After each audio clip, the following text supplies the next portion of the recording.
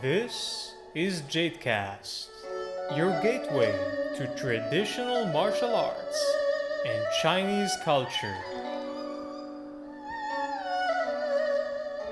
Brought to you by your host, Shifu Jonathan Bluestein.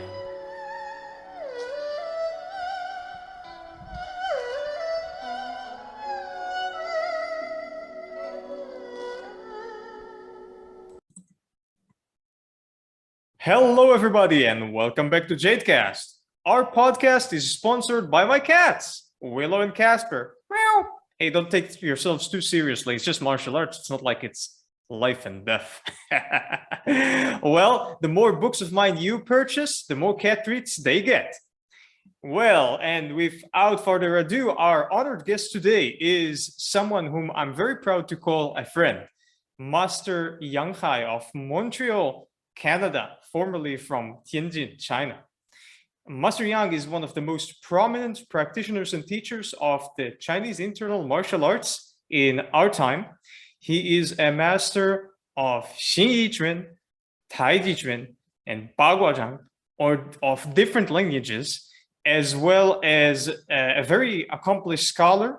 He has a degree in traditional Chinese medicine, a degree in computer science, a master's degree in business. He's actually has been actively teaching master's degree students in business. Am I correct? No, not correct. College student. Okay. College students in business studies. All right. And he's also an excellent chef and a few other things. So please, Master Yang, if you could just briefly introduce yourself for those who don't know you, even though he's been becoming a sort of an internet martial arts personality over the past 2 years. Hello, everyone. First of all, I'm very happy to come to this program. Thank you for Mr. Bluestein. We have been friends for many years. We have a regular conversation on through different channels, by email, by phone. Every time when we have a discussion, it may last 2-3 hours. And every time I enjoy other conversation with him. My name is Hai Yang. Originally, I'm from Tianjin, China, which is the city in north of China. I've been in Canada for more than 20 years. I live in Montreal. I teach martial art, and I have different hobbies such like cooking.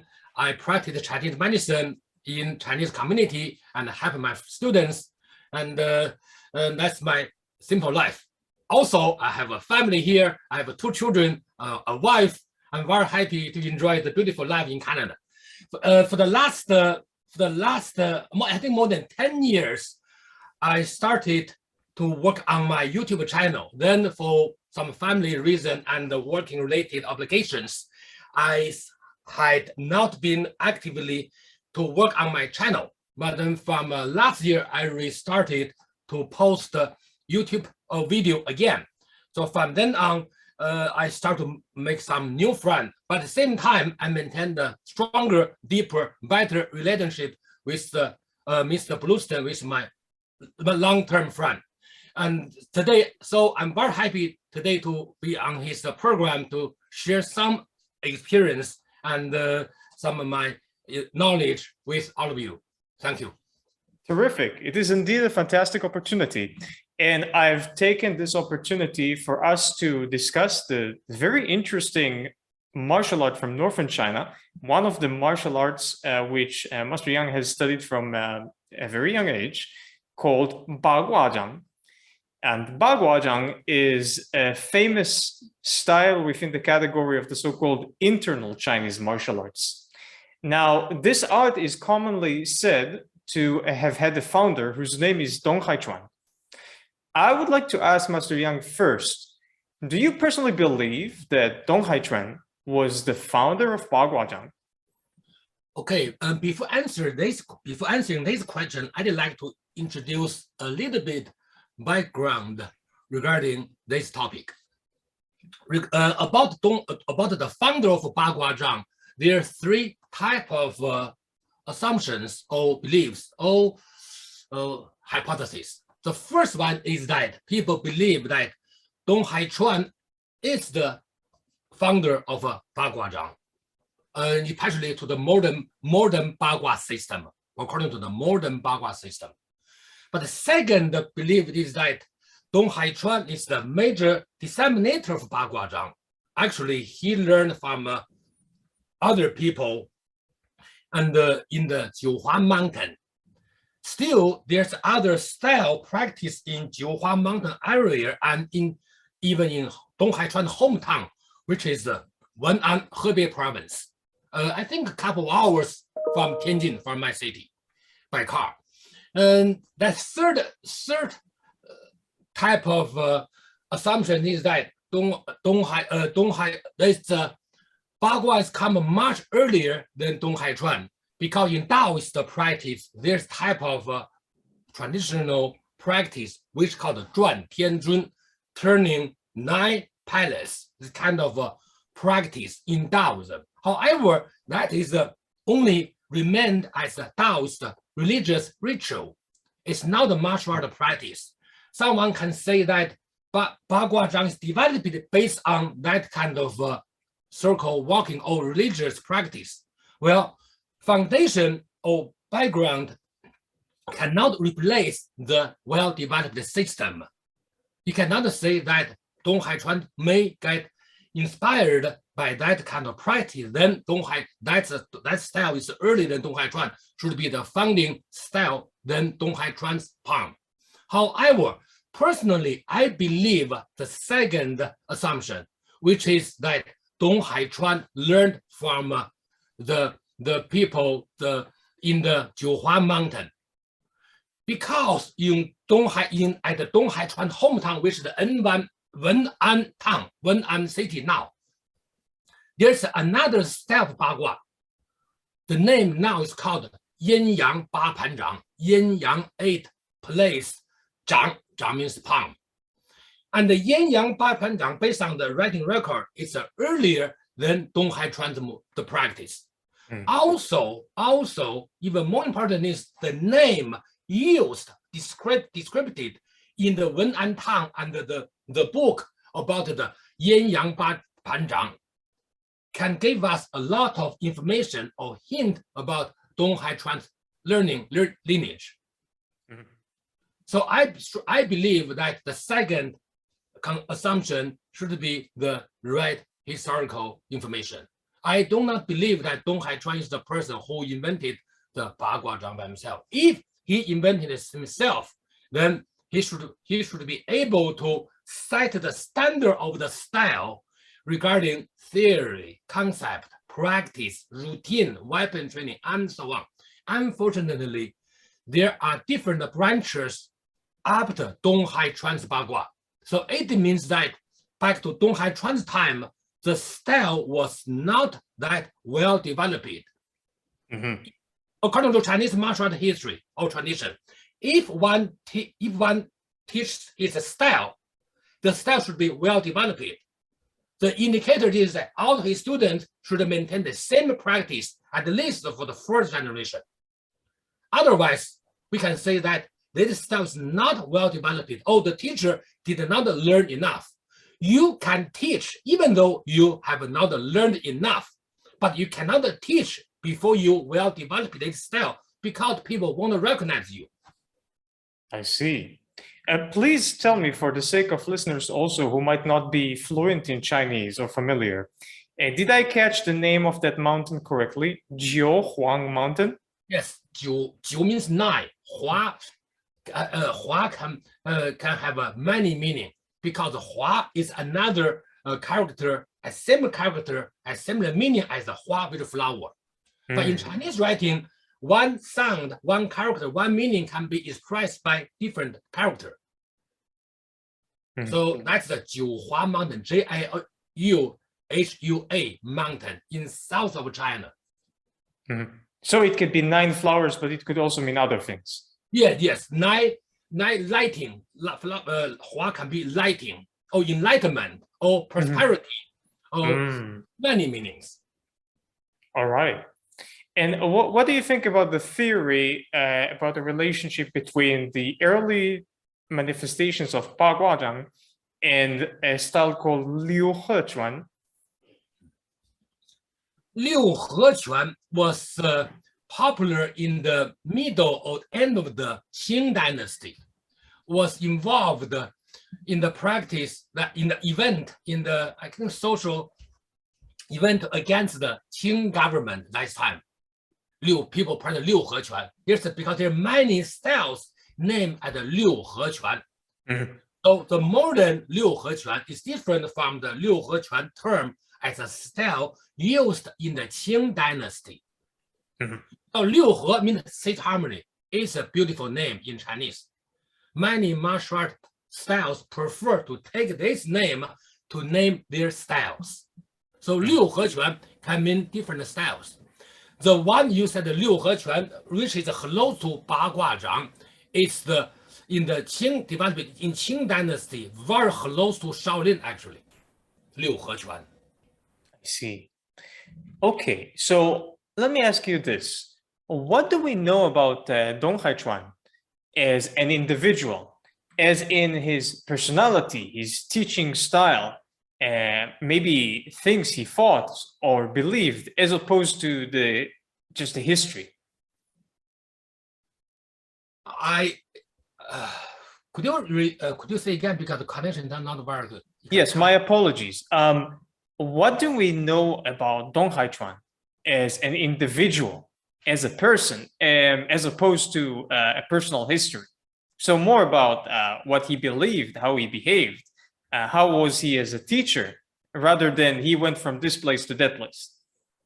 First of all, unfortunately, in Chinese history, if you read the Chinese books, the issue is that according to the Chinese way of writing, it's very hard we find some detailed information on a single person like Dong Hai Chuan. Very difficult due to the way how Chinese people write their use their language in writing.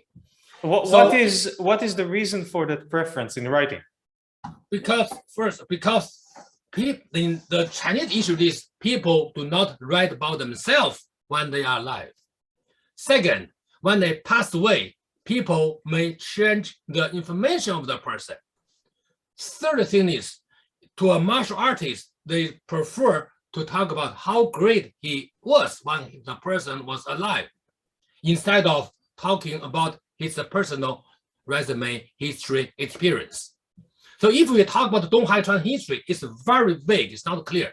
We only can see, well, approximately which year he passed away and which year he started popular in Beijing, who had taught in Beijing, and what kind of skill level he possessed. They only can see this. It's not like detailed information like in the Western society. It's not the same in Chinese history. So if you check the official document about Dong Hai Chuan's information, unfortunately, it's not clear. I can say very vague. Well, I think we may be able to deduce and discern some facets of his personality based on facts about his life. For instance, we know that he must have been a very open-minded person.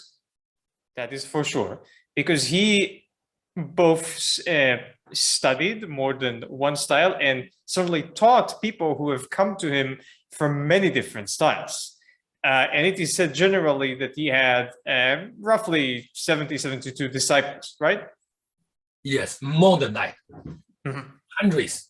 Oh, hundreds of students, but in terms of that, I think the number of disciples listed on his tombstones were 72. Oh, that information not very. I know the history of that tombstone. Okay, if you donate the money and you can put your teacher's name on it, and even the stone has been set up already, people still can put the name on it later on. All right, so that's tombstone politics. Oh yes, even know people who sold his artwork based on Dong Hai Chuan by charging people big money. Oh, I see. Well, another thing we know is that he must have been highly educated, perhaps not in the traditional sense as an academic, but he was highly educated, as they would say in America, in the school of life. because in order to teach so many hundreds of people from different martial arts styles, you have to be intimately familiar with quite a lot, not just in terms of martial arts, but also in terms of culture and background and language. First of all, I believe Dong Hai Chuan must be a very open-minded person. And the story is that Dong Hai Chuan and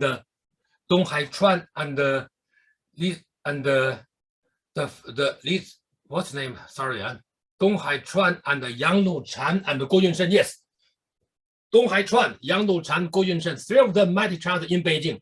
The story says this, that they decided in the future those three internal styles should share information among each other. That's some story like this. Sometimes even people say, well, another version is that it's the Dong Hai Chuan and the Guo Yunshen.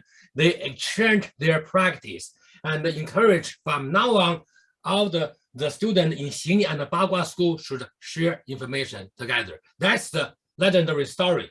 Personally, I believe that's a story, because if Dong met Guo and exchange the practice, there should be specific principle, common practice developed based on that event.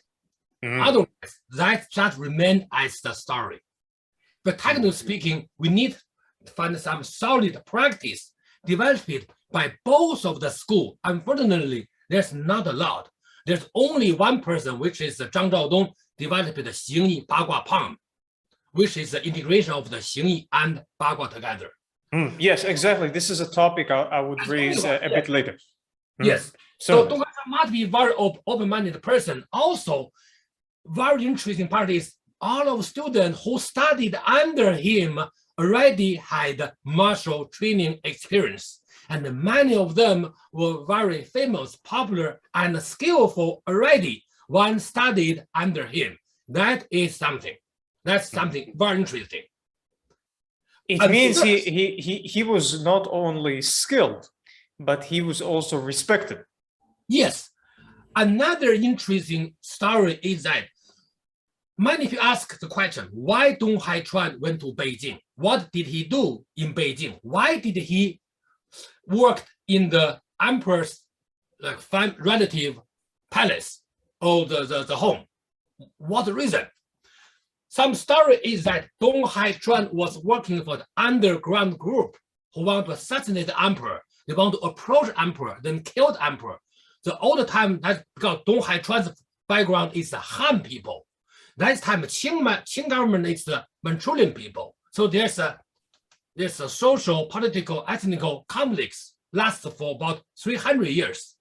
Dong Hai Chuan was said to be the person who worked for the Han people and tried to kill the emperor. So in order to approach the emperor, he had to work for his emperor's relative in order to be able to approach him. As they say in Chinese, 反清复明. 清复明, yes, against the Qing and restore of the Ming. Yes, exactly. Thank you. So that's people say this. Why? Because if it may not be true, however, it makes Dong Hai Chuan like a hero, Han hero, right? Because what happened, Dong Hai Chuan become unique. Right? According to Chinese culture, that kind of physical situation was not that popular back then, was not highly appreciated. So they need a story to justify this reality. Yes. And I would like to mention, for the sake of those who are less familiar with the history of the Chinese internal arts, Master Yang previously mentioned the names of Yang Luchan and Guo Yunshen. Yang Luchan and Guo Yunshen are two very prominent figures with respect to certain styles. Yang Luchan is the founder of Yang style Taiji Chuan, and Guo Yunshen is one of the more famous teachers of Yi Chuan. So there are various stories and myths and legends about these three people, Dong Hai Chuan, Yang Luchan, and Guo Yunshen. And sometimes they are said to have met and maybe have fought, but I think that Master Yang and myself believe that most of these stories, if not all of them, are the stuff of legend. Nonetheless, they sort of hint at the historical dynamics between the styles that those people represent. Okay, so now I would like to raise a very unorthodox question, looking at another facet of Dong Hai Chuan's life. So nowadays, many people like to idealize martial ancestors. And when we talk about the founders of different systems and different styles, we look at them as always perfect people. But of course, they were just that, people, individuals, human beings. And I think a lot of people ignore the fact that Dong Hai Chuan was a tax collector enforcer for the Qing Empire. Now, possibly, as Master Yang had noted, he might have been a spy, right? And that may have sort of justified that position. We don't know. But assuming he was willingly working for the empire and he was not a spy or an assassin or anything like that, by the ethical standards of our generation, it would not be considered an honorable thing to bully people into paying their hard-earned money to an imperial government. So what do you think about, the founder of the style having had a job like that, basically going to shake up the villagers to pay the government? We have to know that in China, there has been an agricultural society for thousands of years. In China, historically speaking, there's no such bad reputation as a tax collector if Dong Hai Chuan had this kind of profession before. Also, in the old time of China, government even today has maintained a very strong level of control upon their people. Especially in the history, it's the same situation. So if someone works for the state, for the government as a tax collector, their reputation it's not bad, but also sometimes can be very good because they work for state. Confucian of society, they prefer individual work for the state so that make the country strong. And we have different perception among different culture, different countries.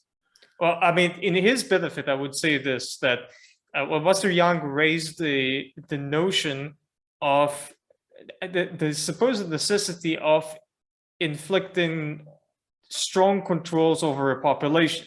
Now, from the perspective of modern liberal democracies, if such a thing actually still exists nowadays, we were educated to believe that this is a vile idea.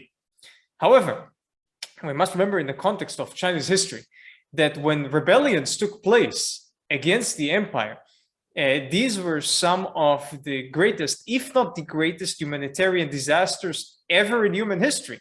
So, for instance, the Taiping Rebellion during the 19th century in China has led to the deaths of, estimates range between 30 to 80 million people. And that was because people decided, well, this is a very peculiar history to this. A person who has become delusional decides that he's the brother of Jesus, starts a heavenly rebellion against the Qing Empire, and sets up a sort of a communist government that very quickly deteriorates into a complete and utter brutal tyranny that's not communist at all, and wasn't inspired by communism, by the way. It was just communist-like.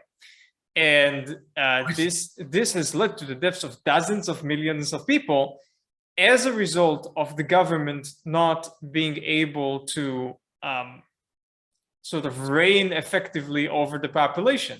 So we could, from the perspective of modern liberal democracies, we can say, oh, the bad tax collector, the bad government people. But then if those bad government people don't have their leash on the Chinese public, then, well, it could be worse sometimes, way worse. Yes, yes. All right. So I would like to ask Dong Hai Chuan's first and maybe his most famous disciple was Yin Fu. and he was also his longest student. He was with him for about 20 years, I think. Yes. So prior to studying with Dong Hai Chuan, Yin Fu was a master of a certain system of Shaolin training. Why did Yin Fu continue to teach Shaolin Chuan after he had already mastered Bagua Zhang? Based on my personal understanding, I believe that around that time, the concept of an internal style became more and more popular around that time. Maybe people were looking for a style that named under the title of internal style. And then, of course, Dong Hai Chuan must have a very high martial skill and practice level. So Yin Fu must be attracted by Dong Hai Chuan's teaching and practice. There's many reasons. I believe there's many reasons. I talk about this with a lot of martial art teachers in China, and some of them share the same opinion like I mentioned. Yes. So what question was, why did Yin Fu continue with his Shaolin Chuan practice and teaching? He continued to teach the Shaolin Chuan within Yin style Bagua later. I think my understanding. First of all, I have to say this: I'm not very familiar with the Yin style. I really focus on the Cheng style and the Zhang Zhaodong style. But when in China, when you study martial art, even though you do not study that, you have to know some information about that, or even history of certain styles. The people, I believe that open-minded martial art teacher always try to learn something new, if they're possible. I have to say this: if we look back at history, I still believe even today that Bagua back then represented the most, let's say, developed or advanced style. Because don't forget this: in Chinese martial art, we emphasize on what? Stability, stance, strong stance, because static approach. But when Bagua Zhang, promoted by Dong Hai Chuan, became popular, and then Bagua represent a dynamic approach in practice. It's totally brand new compared to those traditional or contemporary or old styles. So Bagua, when started to be taught in Beijing, it's something really, really new. It's a new concept, new approach, and a new system. I can say some open-minded martial art practitioner, including Yin Fu himself, must study this. There's something new, Bagua. If we look at Chinese martial art history, even today, I still believe Bagua is the most dynamic style in terms of practice compared to all other martial arts style in China. It's a dynamic approach. Because you say, before Bagua come to Beijing, the people say, well, you practice, I practice, let's see who is stronger, right? Like this kind of style. Who is strong, who is stable? They focus on the stable. Bagua, no. But Bagua, the term is Bagua Zhang 走为先. So in Bagua practice, everything depends on walking. It's totally new. So I think that's a major reason for people like Dong Hai Chuan, like Yin Fu, Cheng Tinghua, those people study from him. By the way, another reason is Yin Fu worked as the tax collector. Maybe Dong Hai Chuan was, but I'm not sure. But Yin Fu worked for the tax bureau in Beijing that time. That time was a very good job in Beijing. Perhaps I confused it because it is said that. Oh yes, yes. Dong Hai Chuan escorted Yin Fu, and perhaps it was Yin Fu's job, and Dong Hai Chuan was just with him. Yes. All right.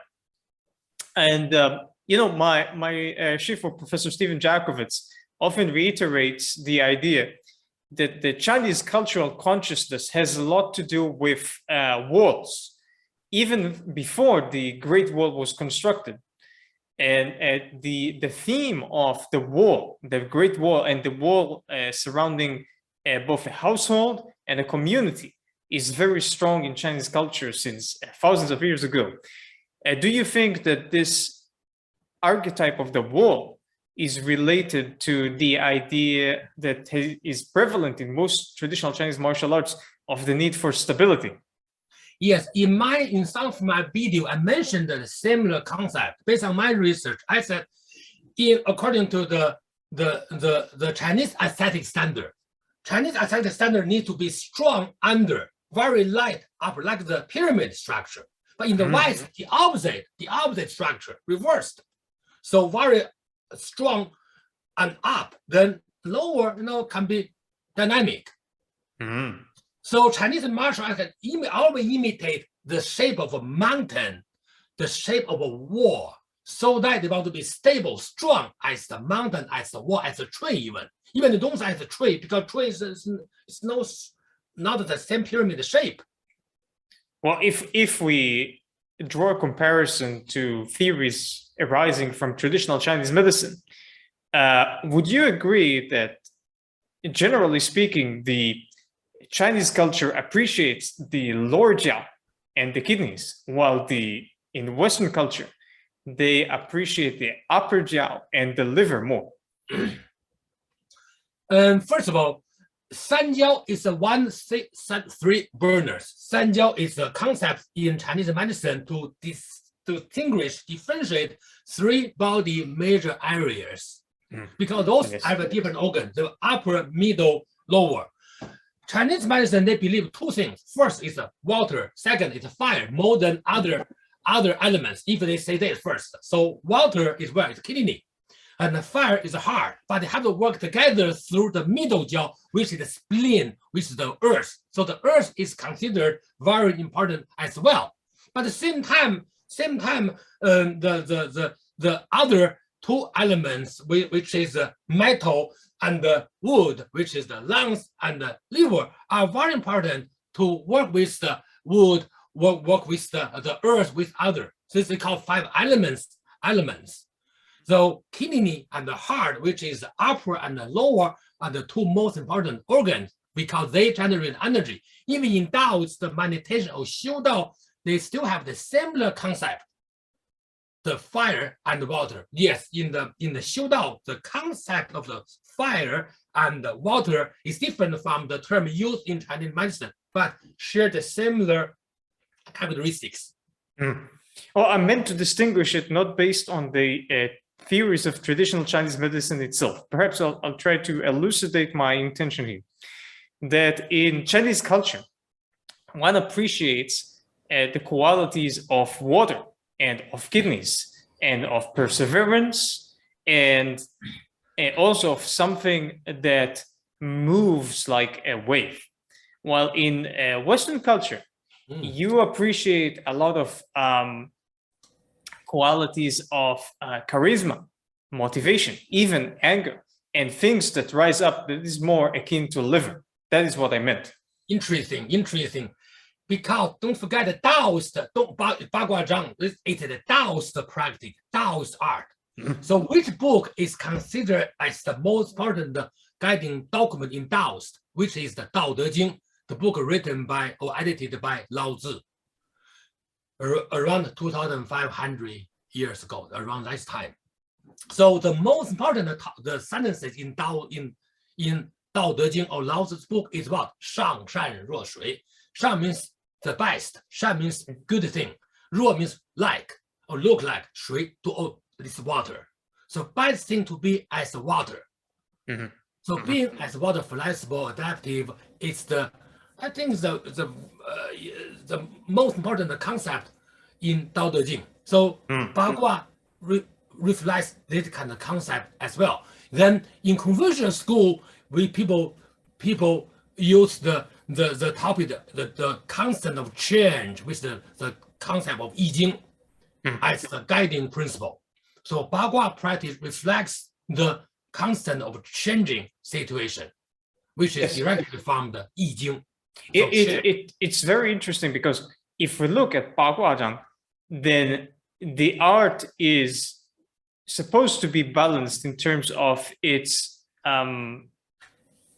manifestation of the Bagua, of the 8 trigrams as principles.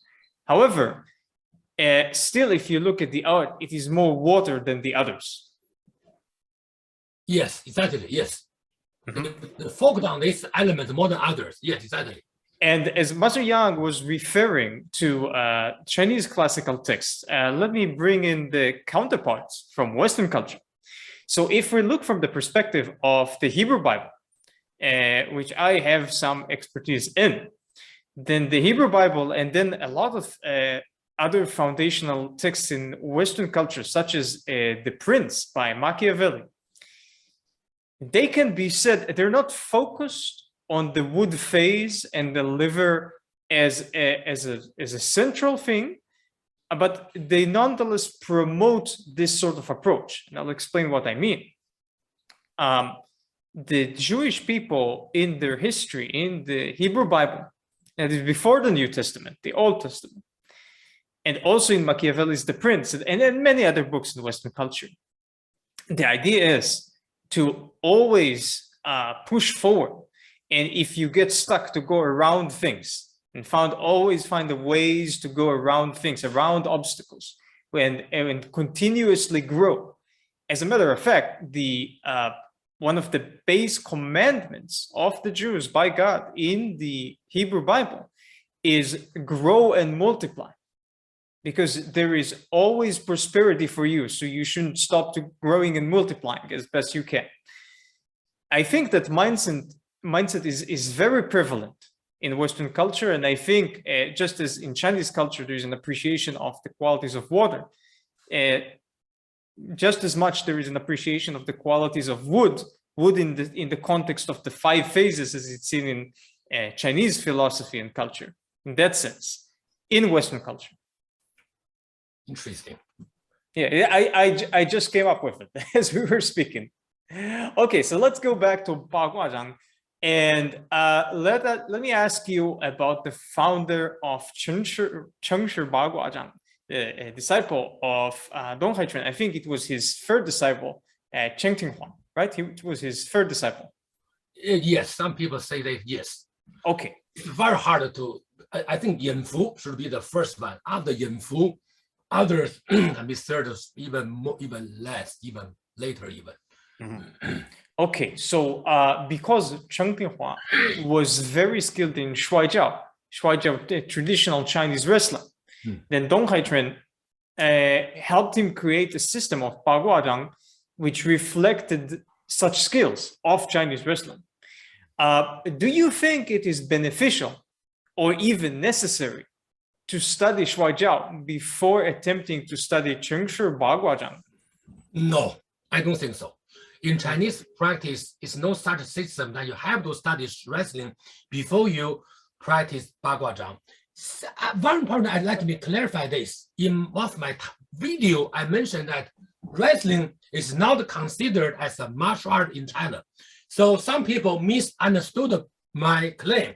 They say, how come wrestling is not a martial art? No, because in China, martial art we call Kung Fu or Wushu or Ba Shi has a very narrow or specific definition.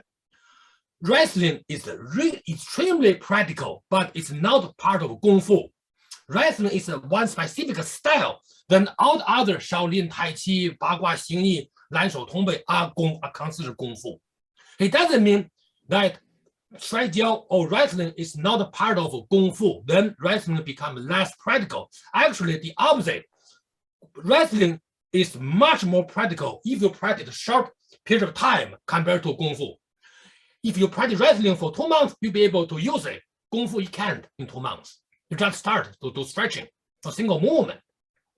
So by saying that wrestling is not Kung Fu, it doesn't mean that I try to look down wrestling. No, I learned a little bit as well. So I know how practical of a wrestling, but still it's not as a Kung Fu family. It's a relative, it's not a family, not the same family.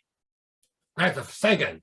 Third thing is the Cheng Tinghua, the founder of Cheng Bagua, studied wrestling at a very good level. He was teaching wrestling already. Then he learned Bagua at the same time with the Dong Hai Chuan. So actually, Cheng Tinghua was the first person who introduced the circle walking into Bagua. Before Cheng's style, there's no circle walking, there's circular walking. Oh, more specifically, triangle walking, triangle. Then when Cheng, because in one people practice wrestling, they have to have a big sand pole. They put in, now they have the metric, before they only use the sand in order to prevent the injury.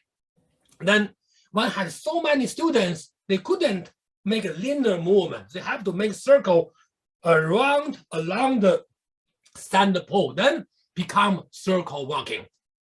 When Yin Fu taught the forbidden soldiers, they didn't use the circle walking at all. They used a linear movement, purely linear, and the maximum triangle movement.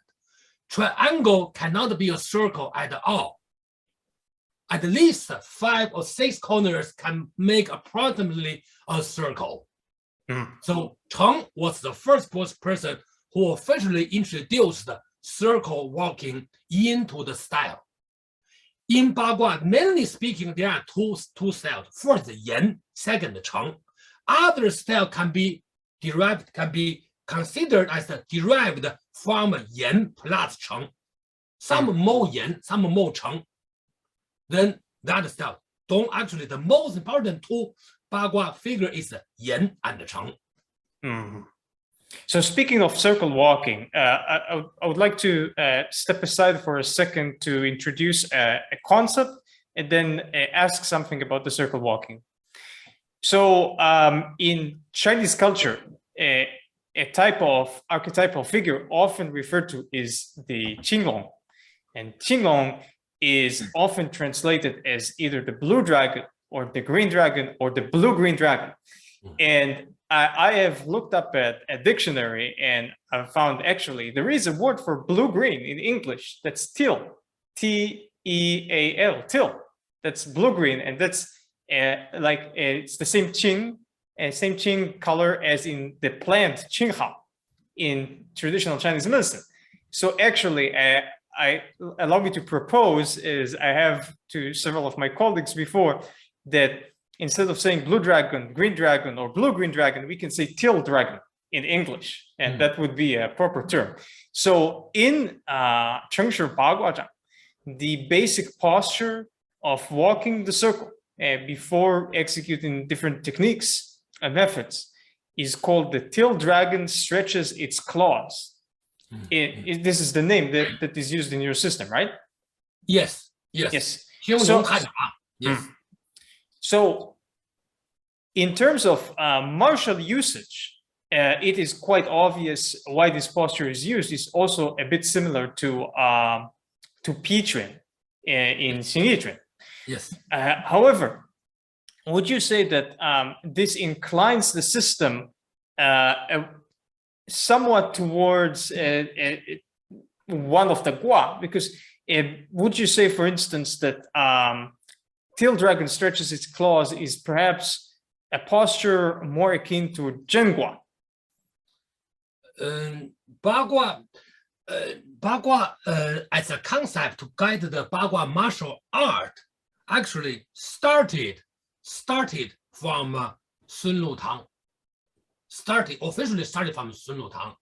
Before Sun, there's a concept of Bagua as a philosophical concept to guide the martial art practice, but it's no specific explanation. When they come to Sun Lutang, he was the first person officially applied Bagua, which is a philosophical concept, to explain the Bagua as a martial art concept. Furthermore, he put the animal name into the Bagua practice. But back to the Dong Hai Chuan time, if you see Dong Hai Chuan and his students, the document, they did not put specific Gua with their movement. Let's be a bit clearer for some of the listeners who are not familiar. When we talk about different Gua, we're talking about the trigrams. the different Yes. trigrams from the I Ching, the Book of Changes. The trigrams are 3 lines, either, Yes. and these 3 lines can be either a smooth line or a line broken in the middle. The Yes. the continuous line is a yang line, Yes. and the line broken in the middle is the yin line. A gua in Chinese, a gua refers to either 3 of these lines put together or 6 of these lines put together. In the English language, we have 2 separate words. We have trigram for 3 lines and hexagram for 6 lines. Yes. And what Master Yang is referring to, he's saying the idea of using the philosophy of the I Ching, the Book of Changes, in which those symbols are included, which is an ancient book, the idea of using it to be applied directly to the art of Bagua Zhang actually has only been introduced in the time of Sun Lutang. And Sun Lutang was a contemporary of Chen Tinghua, who I believe actually, did he study his Bagua Zhang from Chen Tinghua? Yes, he learned Yes. from. So you could say that Sun Lutang was a 3rd generation practitioner of the art, if we start with Dong Hai Chuan. It's Dong Hai Chuan, Chen Tinghua, and then Sun Lutang, even though you could say maybe Sun Lutang is like a generation 2.5, because he and Cheng Tinghua were colleagues, more so than teacher and student. Yes. And if you read because Dong Hai Chuan left 36 Bagua poem or Bagua proverbs, whole set. That document was not written by Dong Hai Chuan himself. It's by his students, which is Quan Kaiting, the Qing government bodyguard to protect the emperor. By him, Quan, the Quan was the disciple of Dong, and Dong taught him. So even the document is not from Dong, it's from the Quan.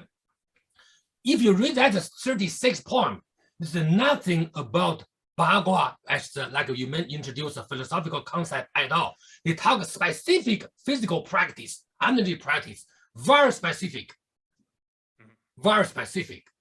Later on, some people wrote some article, claimed those articles were written by Dong Hai Chuan, which no proof.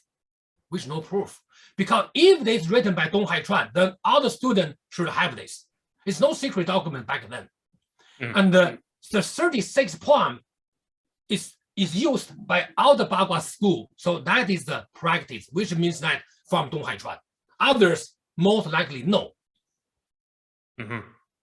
I see. Yes, indeed. And we do know that he was quite open with his teachings, so he wouldn't have hidden anything. No, you cannot hide that time when you have so many students. And if you hide that, then after you pass away, your student will publish. But so those documents, not by 2nd generation wisdom of Cheng, Yin, or other people, by just 30, 20, 40 years ago, Bagua people in China. Okay. So here's an interesting question. Over the years, I have met and crossed hands with many practitioners of Bagua Zhang of different lineages. And last year, I sought to better understand Chengshi Bagua Zhang. Therefore, I collected from the internet a few hundred videos of different teachers demonstrating the basic palm changes of Chengshi Bagua Zhang. And I watched them all, many of them several times. The majority of these teachers whom I watched were subpar in my opinion, but there were at least 10 to 12 of them whom I found to be quite skillful. And of course, there are many skillful teachers. It's just that not all of them are on YouTube. What else attracted my attention was the fact that the version of the palm changes which you teach seemed to have been the most intricate and sophisticated from among all the other teachers I have watched. And like I said, I've watched hundreds of videos, and I've also met with people in person over the years. It was, and I'm talking about, when I say more intricate and sophisticated than the others, I'm talking about the different palm changes. So it was as if the other teachers were demonstrating more simplified versions of what you were teaching, in terms of the complexity of the movements. And I was quite surprised. I couldn't find teachers whose manner of executing those palm changes was, again, as intricate and sophisticated. Why is it so? These questions, I'm sorry, let me organize my word, okay? Because that's a very difficult question to answer. It's, let me say like this way, okay? In China, I'm not talking about in the West, in China, if you put someone in front of camera, there's certain pressure, then people may not be able to easily express themselves fully, completely regarding their skill. So certain skill or knowledge may be pressed away by the camera first. Second, however, even though the camera may pressure people's skill, however, they still want to do their best because people know that's opportunity for their skill be preserved or recorded. So they will do their best. Unfortunately, not everyone have the knowledge, experience to be able to handle that kind of pressure. Third, I think if I be very straightforward to you, the reason is many people do not focus on details. So they can, if you forget the details, then how can you express this? Details should be deliberately, actively, or proactively demonstrated in front of the people so that people can see what your practice is about. Many people just lost the details. Oh, sorry to say this, they may never learn this. You know that in China, if there are 10,000 people studying martial art, maybe one of them will make the real effort. If there are 100 people make a real effort, then maybe one of them can become good. It's really like this. Why was the student study in China that time? There's so many people study with me together, but eventually, how many people can be, outstanding, presentable? It's not many, unfortunately. It's a very sad situation. I see. Because I don't want to get too deep about it. Otherwise, people will say, well, become very political, right? Yes, I completely understand. You understand. Thank you for your understanding. Yes. Well, I think this also relates to a very prominent distinction that I have noticed when comparing Chinese and Western practitioners of traditional martial arts over the years. And not just Chinese martial arts, any traditional martial art from anywhere around the world. I feel that Chinese and Japanese people tend to have a stronger personal and cultural element of perseverance. So they have the ability, partly possibly inborn and partly cultured within them through education over the years, to stick with something for a very long time. And they more easily stick with something for 20, 30, 60 years. On the other hand, they do not ask enough questions of the teacher and of themselves. In the West, we see the exact opposite. People often ask a lot of questions, but they don't persevere. And that is the problem. So these are, I think, the main limitations in the study of anything traditional whatsoever, not even martial arts, between the challenges and the differences between Westerners and many people from the Orient. I totally agree with you. I have lived in China for more than 30 years. I have lived in Canada more than 20 years. But if you say, well, before 10 years old, I just a child, we can we do not have to consider the first 10 years into consideration. So I can say I lived 50% in Canada, 50% more important time in Canada, in the West, in China, both. I traveled in different countries in the West as well. I strongly believe the Western way of learning and teaching, particularly teaching, is the best. But the Chinese attitude is the best. And the way how they practice is the best. The way how they observe the knowledge is the best. But the way of teaching and the practice, especially the teaching in the West is best, especially the way how they organize and systematize the knowledge is great. Well, yes and no, because we see something that was once very common in China and the West alike, which you still see a little bit in China, but in the West is lost altogether, which is the art of memorization. So to give a very good example, the ancient Greeks were able to put out plays, theater shows that lasted 24 hours. So you can imagine that people were capable of memorizing 24 hours of script without even writing it down. And nowadays, if you have the average Hollywood actor has difficulty memorizing half a page. So I think I get your point. I know this also. I have experience. When I was a child, I had to memorize many things. For example, the Neijing, right? The Neijing. When I studied TCM, I was a teenager with my family before I went to university.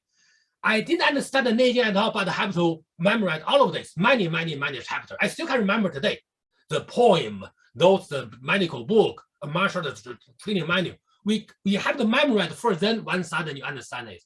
But right now in China, it's not the same case either now. People do not have to memorize many things. And what I'm talking about is the Western way of teaching is that the teacher should openly to transfer the information to their students. But in China, traditionally speaking, they try to hide the information. And they don't want to teach other people. I think it's about my family. Yeah, go ahead, please. Yes, I wanted to interject and say that it probably comes from Kongzi, who said that the good student is the one who receives a quarter from the teacher, and then he can come up with the other 3/4 by himself. Yes, but how many people can be a great students? Coming to Canada actually helped me to improve my martial art practice. How so? In what way? Instead of stopping me keep going and stopping me developing my knowledge. No, actually helping me to reorganize my practice. And then I still keep communicating with my colleagues, my friends, other martial art experts in China, so that I can keep making progress. At least to organize the system, to develop the system. I had a video, I think the video number 99, I introduced the term is 传人, with someone learn the knowledge, has the ability to teach to next generation. I talk about that because we have a sense of vulnerability as a 传人 to keep developing the art and teach this to our next generation. We keep this in our mind that we help us keep going. I'm very lucky because when I come to Canada, I'm fortunate enough to keep developing those practice and I can share with other people. So could you be a bit more specific about the way in which the Western approaches to education has helped you teach martial arts better? First of all, in China, like we talk about in China, when you study martial art, most of the time you observe how the teacher move. Then you copy, you imitate. Then after that, the teacher will help you correct you a little bit. First. Second, there's no systematic curriculum most of the time. When you come to the teacher never tell you most of the time, okay, what I will teach you. 1, 2, 3, 4. Only you go to the martial art university as a support university as a martial art department or the kind of national wushu team, then there's a clear curriculum. Otherwise, no clear curriculum to the traditional style most of the time. And the third, the teacher will never make any promise to say how good you will be. What I will offer to you. They don't talk about it.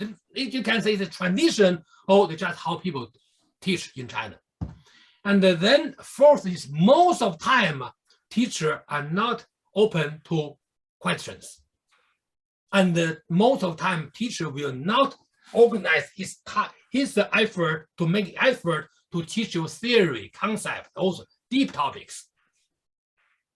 And you can ask later on. Then, but they want to teach you like proactively. But in the West, it's different, right? You know this. I would say the repercussions of this go beyond the instruction itself, because this manner of teaching also attracts very specific types of people. For example, if the teacher does not answer questions, then this can easily attract those students who are looking for someone who is mysterious and does magical things, which leads to many political and social problems with martial arts in China.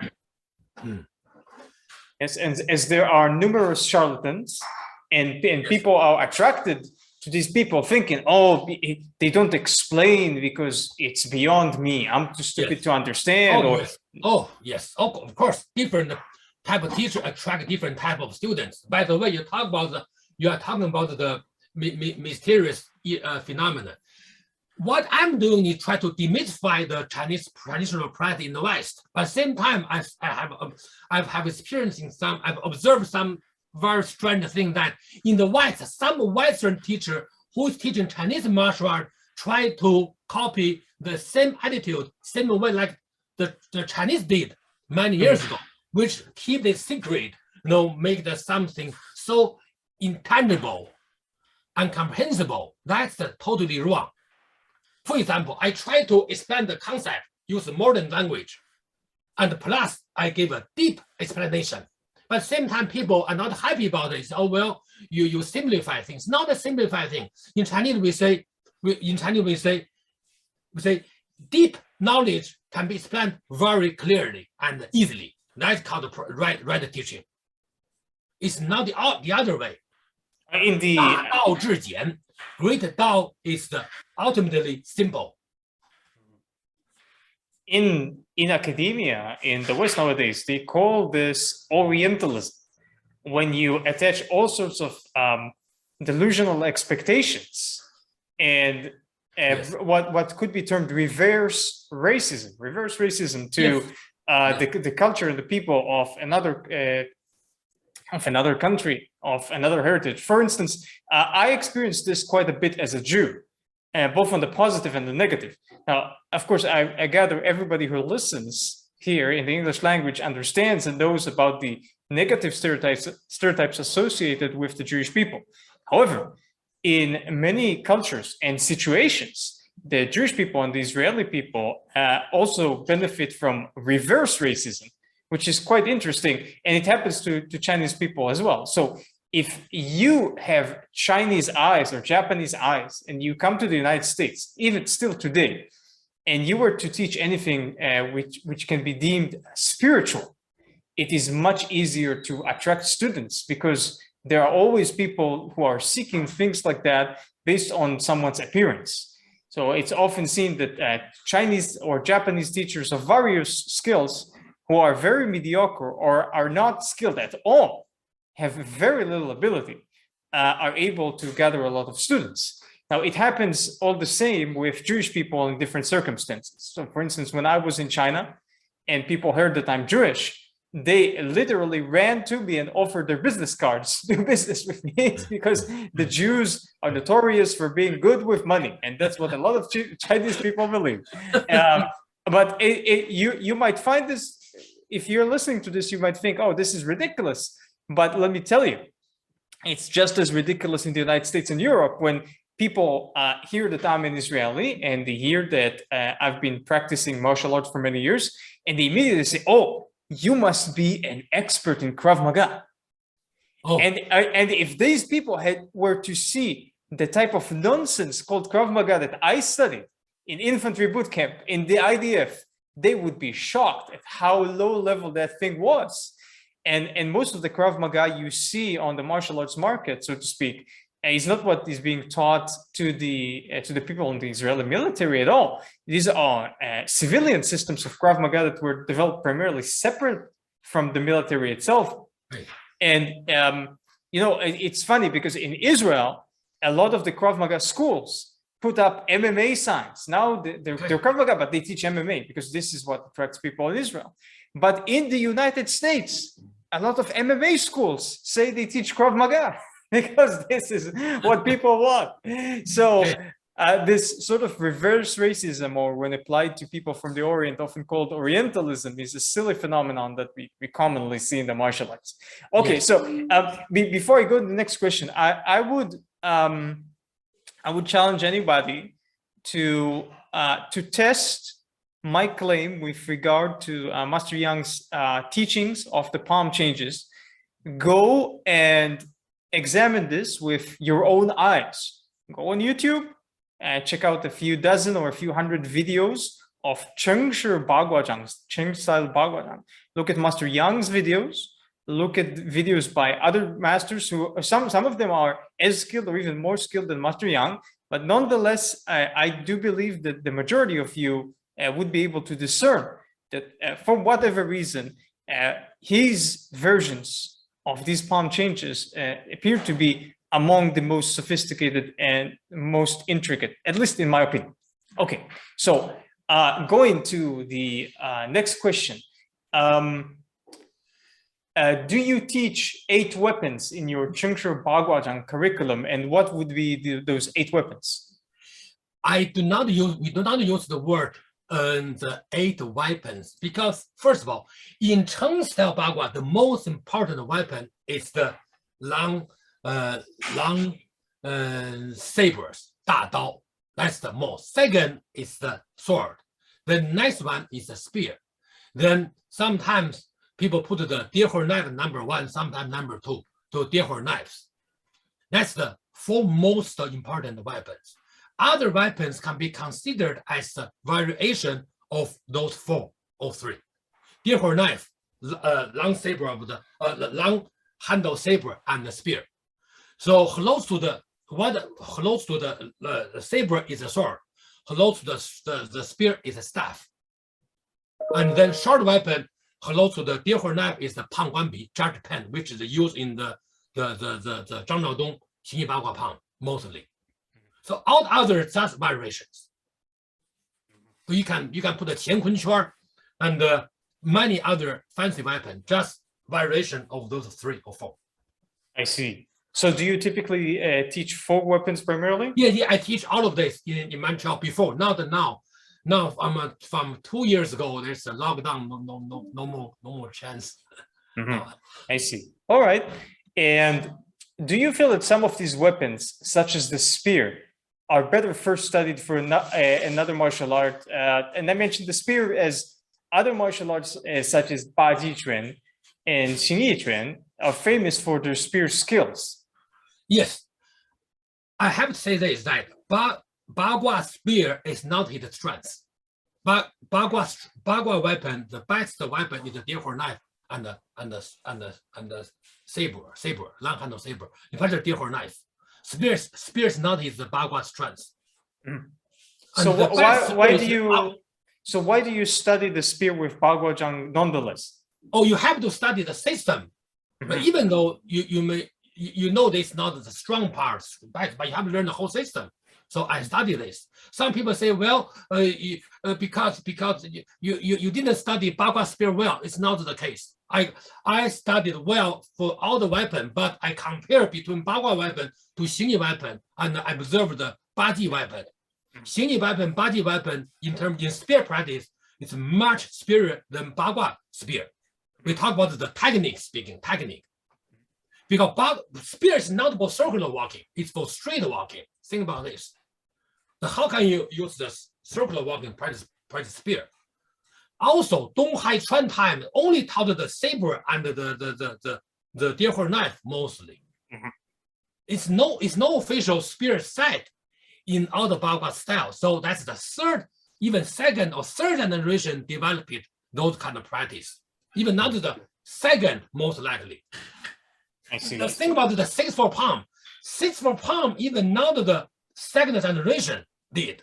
It's by some of the third generation, even third generation has no official document, no official site. So for the last 10, 20 years, I spent a lot of time, made a lot of effort to organize the 6-4 palm, so that I hope in the future I can publish this, because I integrate many different versions of the 6-4 palm, 32 palm, 24 palm, or you name the number. Then I put them together, because there's no official set of this style, because it's not finished by second, even third generation. It is. I saw in an article once that the Cheng family, the descendants of Cheng Pinghua, said that they continue to improve this. Yes, because it's not finished for the second generation. So a lot of practice by the third generation, even no third generation not finished. A lot of practice, because no standard practice. Look, Chen Tai Chi, Chen style Tai Chi, 2 routine. Yang style Tai Chi, 1 or 2 routine, right? They have it clear. Xingyi, 5 animal, 5 element, 5 animal, then some standard routines. They have the well-developed system. But what's the Bagua standard system? Of course, you have to have the 8 big palm and a lot of mother palm. But what's the long routine? No. What's the official weapon? No, right? Well, we could say that some teachers may have already standardized their lineage. For instance, Xie Peiqi and his disciple Hai Chuan. It seems to be a very well standardized system. Yeah, so that which generation he is? He's the 3rd or 4th, right? I think Xie Peiqi might be even 3rd. Yeah, 4th, at least 4th, right? Yeah, so, and He Jinbao is already 5th. Yes. So imagine this is why I said even the 3rd generation couldn't finish it. Couldn't. They didn't do it because it's a youngest system. I hope still developing. Unfortunately, it's not the case now. The Bagua is not popular in China. Should be very popular, really nice, beautiful, practical, very healthy style, but not that popular. I think it was Bruce Francis who said that, in his opinion, Bagua Zhang is actually the most health-promoting practice among the internal arts. Would you agree? I said this also. I said this because, first of all, when you practice Tai Chi, very often you have knee problem, right? The low postural stuff can cause that if you don't manage well. Xingyi, if you do not practice well, may cause some health issue as well, like the physical strength. You sometimes create injury if you don't manage this. Bagua, very healthy, very healthy. Very heavy. It's hard to have an injury when you practice Bagua. Very healthy. Also, the back turning motion really provide great health benefit. I think our mutual friend and colleague, Master Neil Ripsky, was the one who said that, in his opinion, it is in part because it massages the heart more than other systems. I think so. Yes. Massage internal organs. Yes. Okay. So let's see. Can you be more specific and elucidate the relationship between the I Ching, the Book of Changes, from which the trigrams and then the hexagrams arise? What is the exact relationship between this book and the Bagua Zhang that you practice and teach? Okay. Not myself. All the Bagua practitioner nowadays use the concept provided by Sun Lutang in his document to guide the Bagua practice in the static practice, or stance practice, or fixed posture practice. So they normally will say the head move up like a sky, the feet like the earth, the movement like a wind, the body like a water. They use those kind of concept, which is from the I Ching, the concept I Ching, to guide the Bagua practice. However, there's no direct correlation between which palm to which gua or which trigram, because no direct relationships. But the concept of I Ching is the constant changing. So they use the concept of changing as a principle to guide the Bagua, which is totally correct. But you know that in Chinese history, in order to provide something new, you need a philosophical or theoretical support. So when Hai Chuan promoted Bagua, what is the Bagua? So, well, Bagua is supported by the I Ching. First, theoretically, that's correct. Second, we promote concept changing, then technically correct. Third, this is our practice. Make a circle walking, circular walking, linear walking, triangle walking. Then make the style very, very nice like back then. I think this is one of the reasons that so many popular, well-trained, very skillful martial artists studied under Hai Chuan back then. Because they need a reason that to promote a style. Bagua was the popular style back then because of this kind of approach. Mm-hmm. So to answer your question, there's no direct link, but people use as the theoretical foundation to guide their practice. Guiding principle cannot replace practice itself. How about in the practice of meditation? I think you mentioned something with relation to the I Ching before. Meditation can be, Bagua used the Bagua concept, which is the philosophical concept, can guide the meditation. Why? Because in Taoism meditation, there's the concept of how to manage the fire, the level of the concentration, the level of the focus, the level of the mental work. Then how to adjust our body according to the external with the nature change, different season, different time, different hour of the day. Then they use I Ching to talk about that. Before, there's no such subtle term to talk about your energy feeling. So they use the Bagua as the guiding term to explain those kind of practice. That can be applied directly. That's a different thing. Because Chinese system, they build up their unique system, including their terminology, their language, and their practice. Any practice should be guided and explained based on some theoretical terms. So what the terms? The back then, there's no other term available than compared to Bagua, I Ching, those 5 elements. They use those concepts to explain their practice as the common language to determine their terminologies. Otherwise, how can people teach those art back then? Imagine when you practice Chinese medicine, you study acupuncture point, right? Then in martial art, they always say, oh, use your palm close to, you say your hand close to that point, that's the point, acupuncture point. It's not that the point is so important because that point is used to indicate certain areas on the body.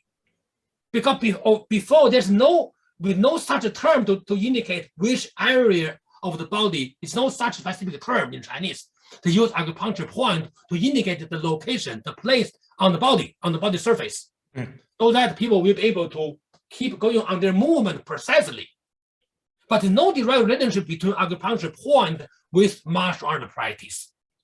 I would say that nonetheless, the main idea behind the I Ching is expressed in Bagua Zhang, which is that if we look at the 5 phases, metal, water, wood, fire, earth, and there are many manifestations in nature and in the human body, they describe fixed things and fixed phenomena.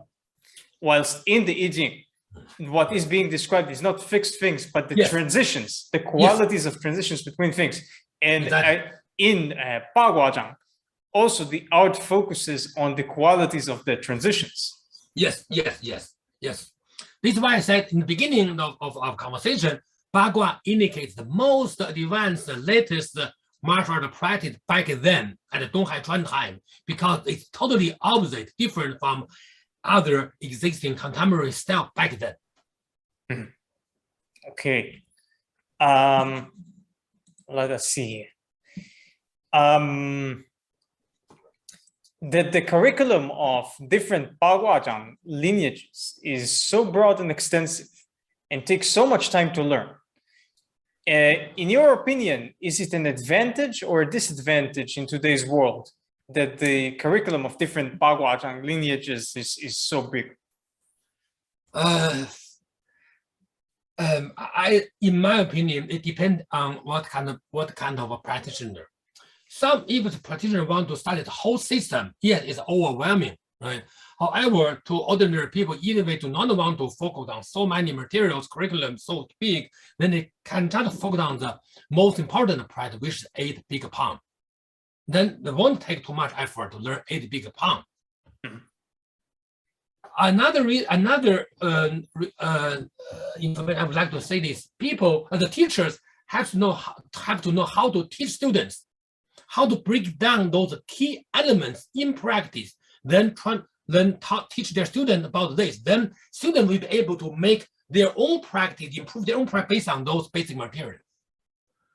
The 8 mother palm, 6 4 palm is just some combination of those basic techniques.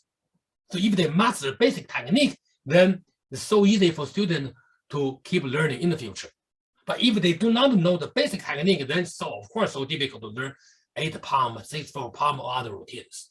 It's about I think the teaching, teaching style can be a key here. I think there is also a cultural and a conceptual challenge, because a book like the I Ching and the way in which this book conceives of our reality is not only unusual for Western people, it's also unusual for most Chinese people. Same thing. Yes, steadily. Before 1912, or before I can say 1907 something, in the old time, for 1,000 years, okay, from the 1,000 years, which started from the Sui dynasty, which is 1,500, 400 years, and officially started from the Tang, end of Tang or beginning of Song dynasty. They used the 四书五经, 5 books and 4 books and 5 classic. I Ching is one of them. So all the time, I Ching is a common language in Chinese scholars or Chinese society to describe their life, their understanding, knowledge, technique, research, and everything. They use the I Ching as a common language to describe this. But then later on, from more than 100 years ago, people stopped using this.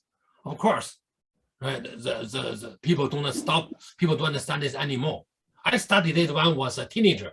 I was curious, so I studied this. Then I realized, well, you can spend a year to study it, but only stay at the philosophical level instead of very practical level. In the Chinese history, all the scholars, officials studied art, literature. It's not study technology. It's not, if you study technology, you never become a popular, famous scholar in Chinese history. I think in order to understand the I Ching, it's not only necessary to change your mindset, you also need a certain level of life experience. And the language which is found in that book, it has a lot to do with the way that people used to live before modern times. For example, when some gua are equated to the qualities of different types of horses. So already you need to know a little bit, at least a little bit about horses to understand those metaphors. Or when they say that the Li Gua is the symbol of fire, is, for instance, one of the metaphors given to it is that is like the pheasant, the way that the pheasant is very feisty and would chase a human, or it is like a soft turtle, the way it moves its neck and grabs onto things.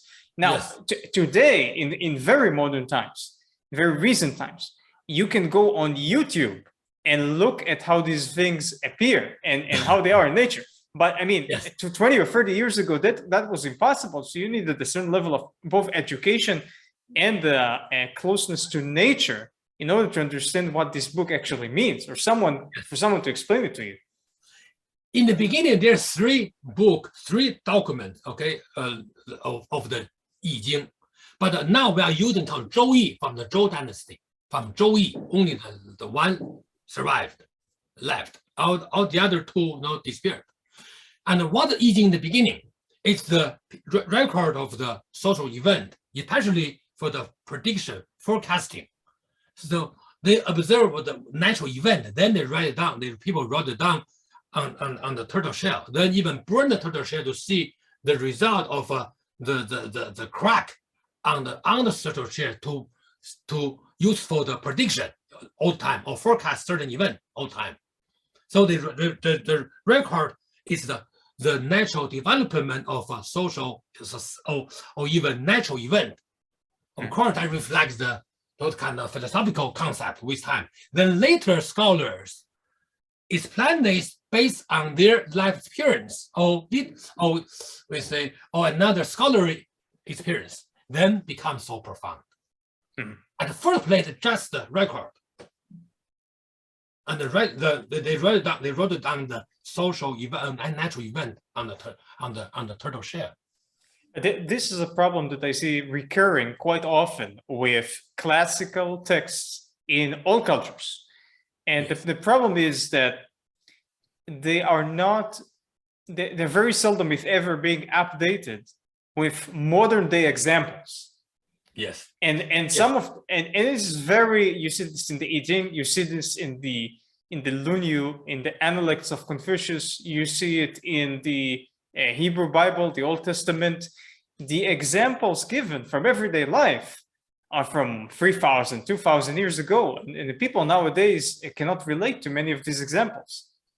So if you do not have a very good teacher, you would never know what those mean. So yes.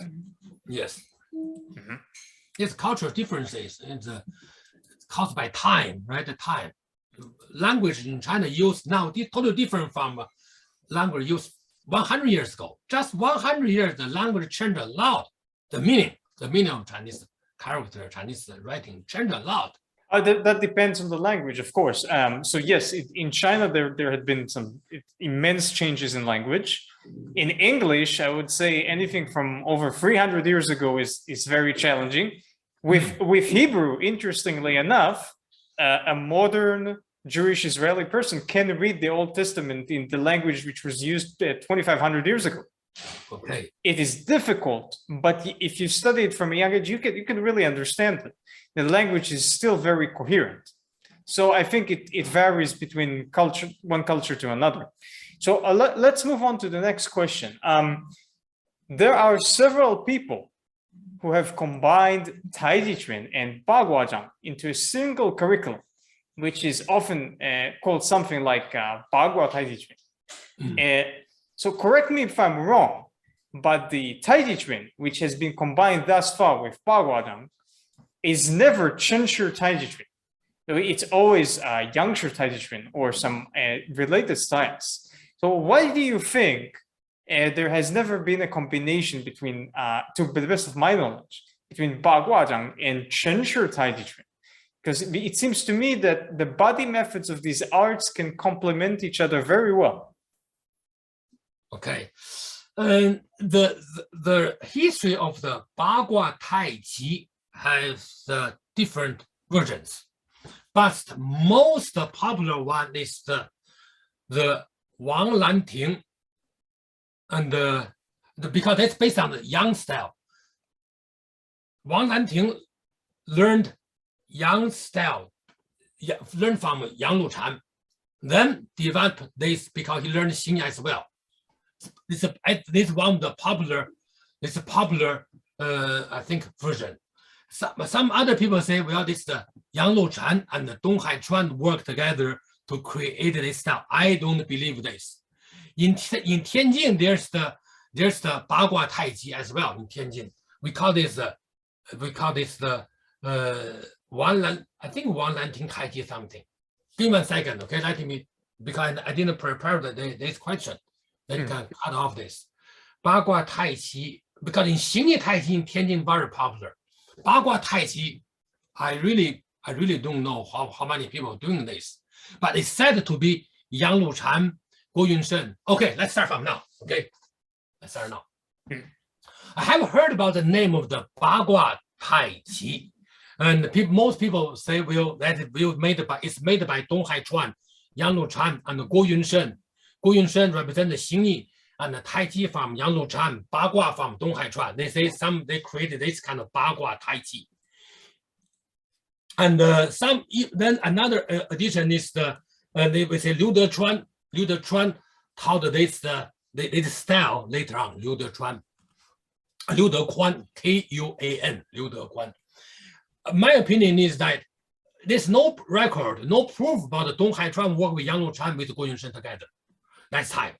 So maybe this is created by second, even third generation of Bagua students. Second, you said, why not the Chen style? Because that time, Chen style was not in Beijing yet. Chen style was not in Beijing. That Yang Long was in Beijing, which is the Yang style. Then what a popular Tai Chi style, which is called Li style Tai Chi, and that's a Xingyi Tai Chi. That is from Tianjin. You're speaking of Li Ruidong style. Li Ruidong, yes, Li style, because that's from Tianjin. He learned the Yang Long style Tai Chi, and he learned Xingyi, then created the Li Ruidong style in Tianjin. He's the one who defeated Huo Yuanjia, the Jingwu master, the movie, the fearless. He's the one who beat Huo Yuanjia, then Huo Yuanjia flee to Shanghai, then opened his school in Shanghai.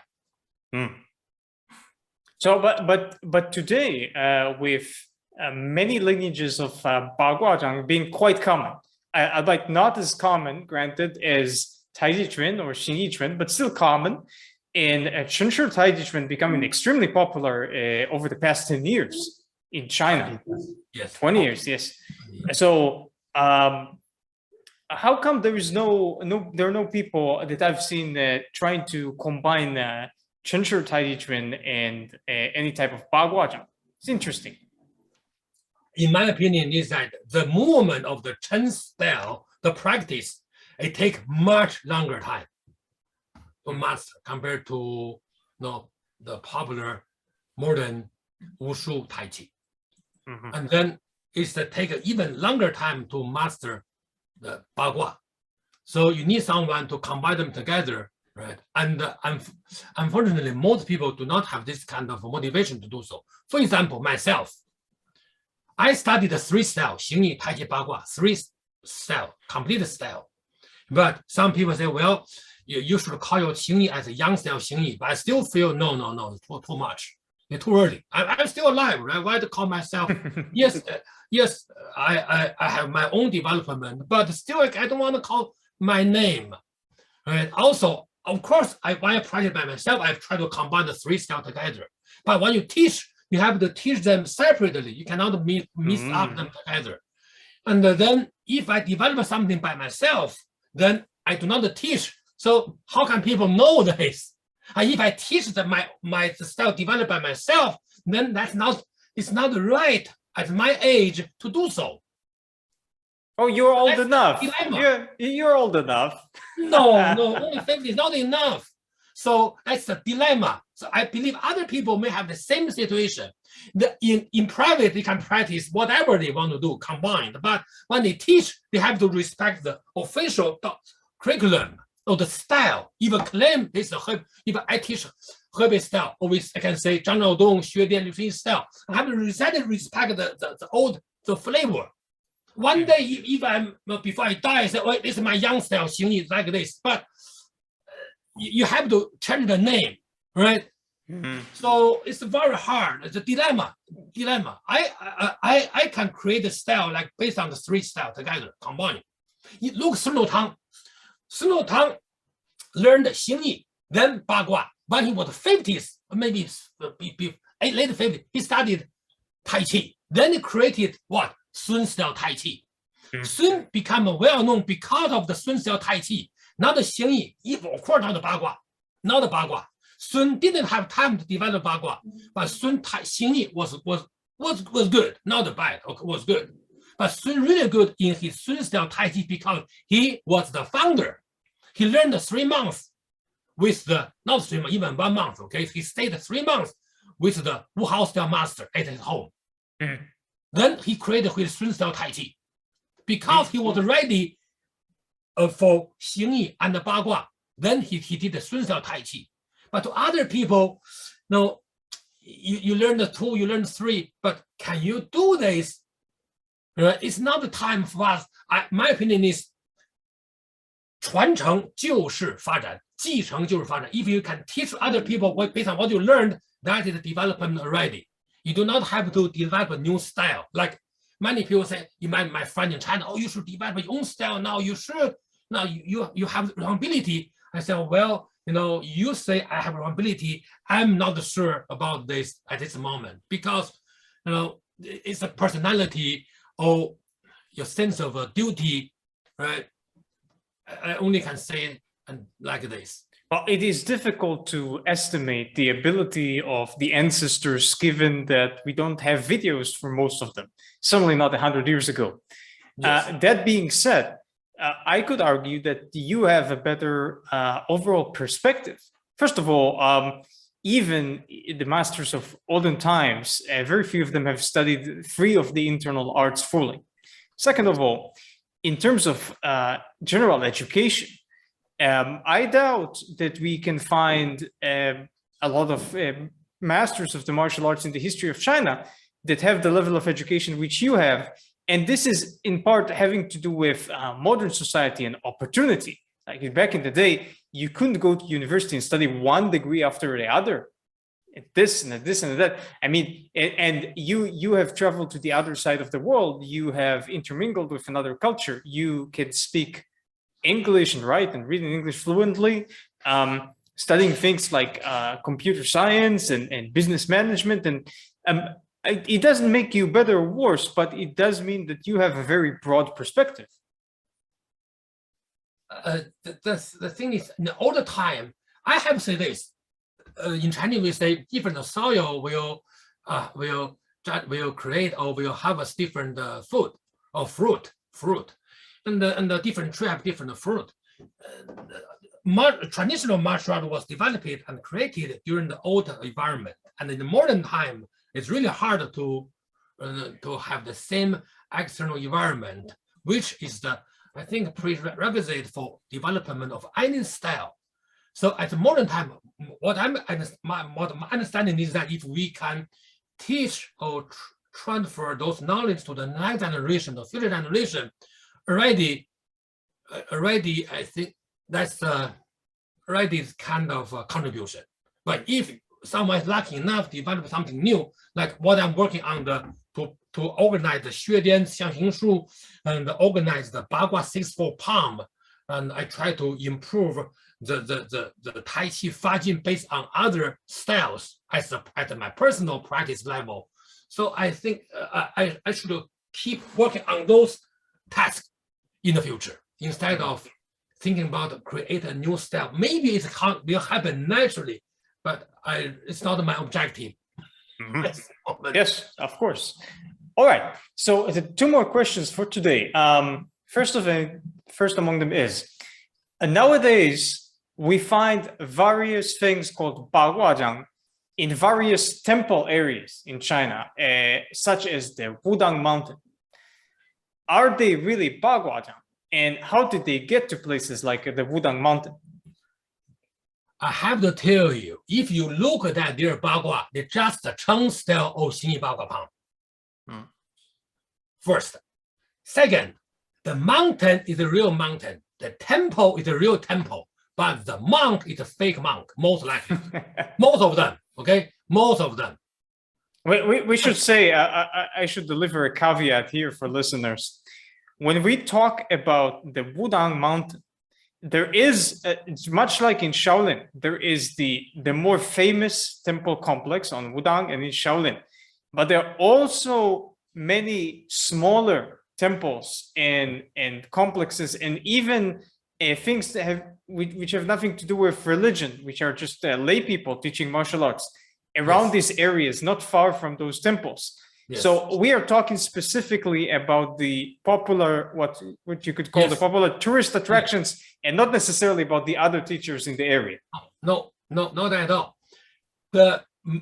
I was invited, by some of my friends and students in China to rent. They want to rent a temple for me in Wudang Mountain to teach internal styles.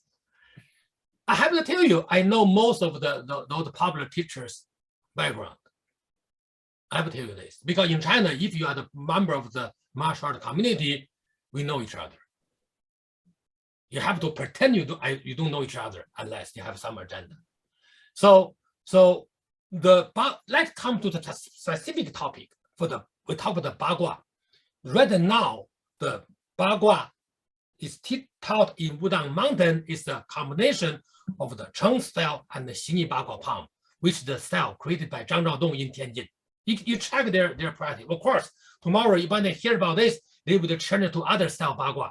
they put some modern Bagua movement into their routine, maybe Ma Gui style or Yin style, whatever style you can put in their style. They change the how the style look like. But I'm talking about the now. If you check it now, that's the combination of the Cheng style, maybe some other style, and the Xin Bagua Pang.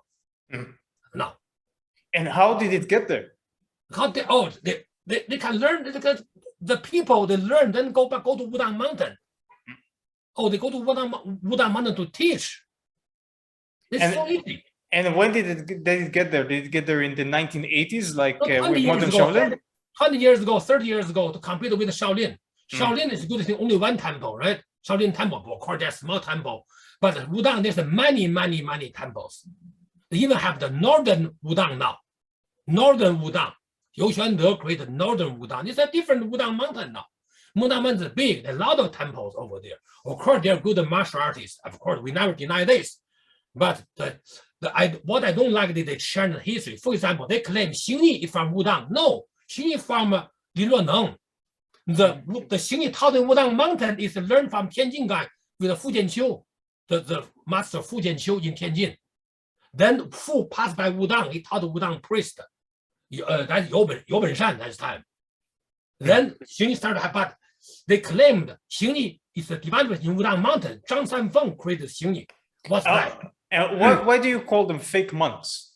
No, a lot of fake monks. They are not a monk at all. They are military soldiers. They are security bodyguard, security, and then they just go to Wudang mountain, run the place to make a show. That's it. Fake monk. Fake monk. They have a family, have children. They have their other careers. They just they try to look like you and me, but then when they make a video, they put their dogs, the priest, at the hat and the uniform. I'm telling you, you can look at their hair. I hope many of them should change their hairstyle, should look more like a monk. Okay, not like a modern hairstyle like what I'm doing, what I'm having.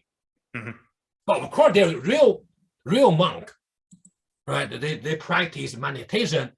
Wudang in the history was a place for meditation. It's not for martial art. Yes. Also for the cultivation. Yeah. Also for the cultivation of Chinese medicinal plants. Yeah, there's a mountain. There's not deliberately. It's just they have a mountain. Where's the mountain? Where's the medicinal plant? All right. So the final question we have for today's interview is this: could you tell us who are some of the most skilled practitioners of Bagua Zhang that you have personally encountered over your lifetime?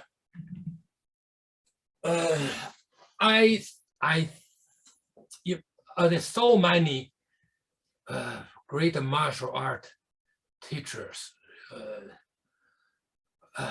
I'm a student of Fu Shoubo, Mr. Fu Shoubo in Tianjin.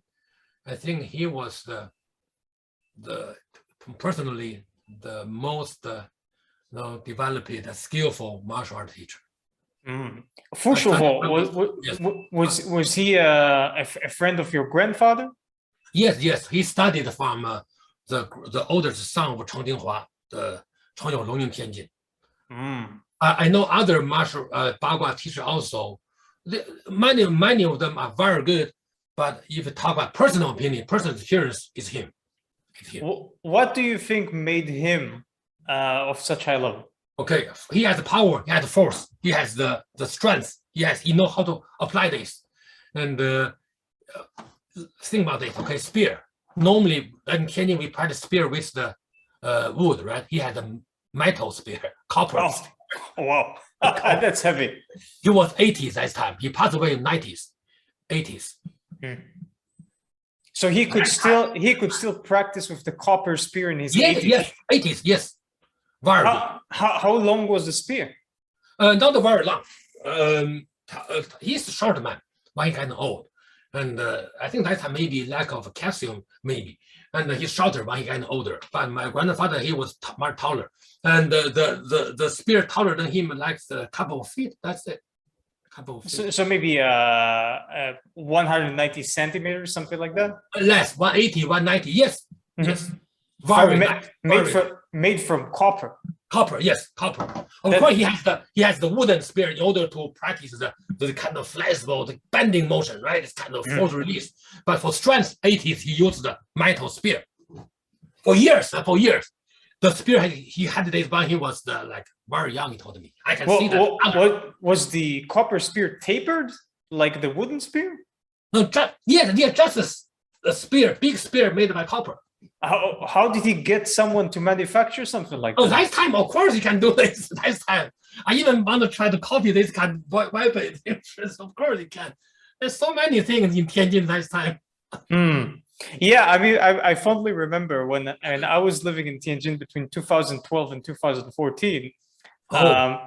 Then it was quite normal for people to be carrying their martial arts weapons on the street. Oh, yeah, on the street. Oh, yes. And I was wondering how normal this is taken to be. So at one time, I went to the cinema, and you must understand that Tianjin nowadays is an extremely modern city. It's as modern as New York City. It's very well developed. The subway in Tianjin is brand new, I remember that in 2014, when I got on the subway, when the subway got underground and the windows were dark because there was nothing to see, the windows were projecting 3D holograms as commercials from the windows on the subway, which is a technology that I have not yet seen in the West to this day, from 2014. So it's very advanced. And so the shopping mall that I'm referring to, that I went to the cinema at, the shopping mall was enormous. It was one street long. It was 3 or 4 floors. And there were armed guards because at that time there's some terrorist events with stabbings. Okay. And I was with a miaoda. Miaoda is this very long sword. It's like a Japanese. Problem. Yes. No problem. Yes, like a Japanese katana, 135 centimeters long. It was on my back. And the armed guards let me take it into the shopping mall and go to the cinema. No problem. Why was a child in the summertime, okay? When you walk on the street, it's like a festival. People practice martial art, practice opera, or do exercise like that, like a show, like a festival, like in the West. In Montreal, we have the jazz festival, okay? Jazz festival. During that a week of the event, a lot of people go to the city, go to the downtown Montreal to see different show, okay? Jazz show. When I was a child, martial art practice was like that in the summertime. So popular. Now, not anymore, right? It's time. Well, it is still if you go to the parks. Yes, but not the same level. Not the same level. I was a child when you go to park. So many people fought for have the good area, good territory in the park that time. Who has a good skill, who got the territory, like that before. You have good territory because you have good skill. Otherwise, you go somewhere else. Before I was a child. Now, yes. It's still very crowded. It's interesting when I was living in Tianjin, it appeared as if almost every person in the city had some type of kung fu. Yes, they were all doing something. So some people were playing with different types of balls. Other people were playing tennis on the street. Other people were dancing and singing, like Master Yang was saying, singing opera. There was a fashion when I was there at the parks. People were practicing with giant whips, with bull whips. It was very popular, and these whips were quite dangerous. I mean, I was once handed it by an old man, and I realized that if I'm not careful, I can take a finger off myself, of my foot. It's a massive whip, very heavy. And they would just crack those whips at the park, and they would dance in very large gatherings. For the life. Yes, it really, people like to criticize the Chinese Communist Party in the West, and certainly there are many negative things that can be said, but there are a few things that the Chinese Communist Party has done right. One of those things, in my opinion, is that they did manage, amazingly so, to convince the entire country to engage in physical activity, so that you go to the parks and you see the what you call in the States, you call them the bars, right? The metal bars for doing all sorts of calisthenics. Yes. And you see people in their 70s and 80s and 90s training and doing multiple pull-ups. I mean, I saw 19-year-olds could do like 20 pull-ups, right? So doing amazing things. and everybody are practicing together, and the atmosphere is very friendly for the most part. Yes, yes. So which is something that you do not see in the West. You go to the park and people primarily worry about, people who have taken too much drugs going to rob them. Safety here. Yes, so it's interesting because we have a different conceptions of freedom. Like, what is freedom?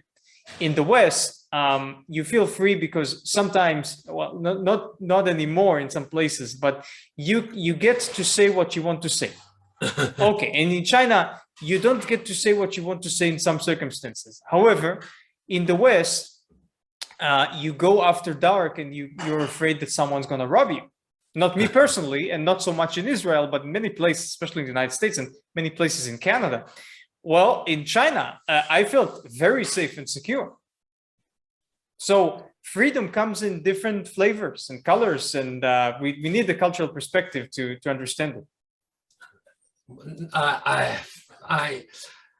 I go to China once a while now, like once every 2 years. From 2 years I cannot be in because caused by the COVID-19 pandemic. Every time I go there, I can see the difference. The city development, even the people change their attitude and mentality. And overall, people over there are happy. Overall, government keep people busy, let people do exercise to lower the healthcare cost, and also to keep people busy. And, so they have different type of happiness, I think. Mm-hmm. So, Master Yang, before we depart, would you like to perhaps convey a message for practitioners of traditional martial arts in our time? Oh, that's the quite big topic. If I simplify this, I will say, well, study the authentic knowledge from use the right attitude, and always keep working on what we know and looking for something new, and make effort. This is what I say, make effort. Eventually, our knowledge, our practice will improve. What would you consider a correct effort in the practice of martial arts? And in my opinion, correct effort is that people should do their best without getting injured. Mm-hmm. That's the right level. Okay, so walking that thin line between pushing yourself and yes. not overdoing it. Yes, yeah, but do not get injured. Overdo it is okay, but do it incorrectly. Even you do a little bit, may create injury, right? So do not do any like dangerous movement or extreme movement can cause injury. And in that respect, well, I can say of myself that I regret not having studied traditional Chinese medicine earlier in my martial arts practice. Would you recommend that people study even a little bit of traditional Chinese medicine for their own benefit? Of course. I believe Chinese those practice is great. It's great. At least understand our body better. Okay, very good. Thank you very much, Master Yang, for providing us an opportunity to enlighten and educate ourselves a little bit more on the traditional martial arts.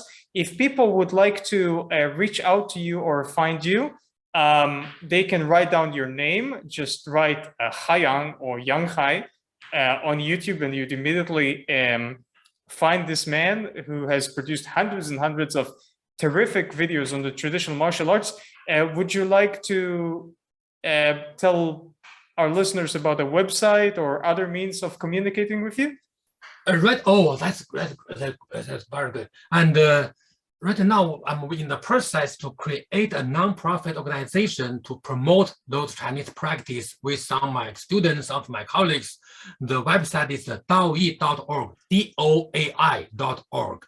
And there's a contact form on that website. If you are interested, please send me an email. And also, thank you for having me. Thank you for giving me the opportunity to share my information with all of you. We learn from each other always. Thank you. Thank you very much. And just to repeat the website once more, we'll put it in the show notes as well under the video. The address is www.daoi.org. So www.daoi.org. This is the website. Yes, Dao Yi, Art of Dao. Wonderful. Thank you so much, Master Yang, and we'll definitely have you on the show again in the future. Thank you again. Thank you very much for having me.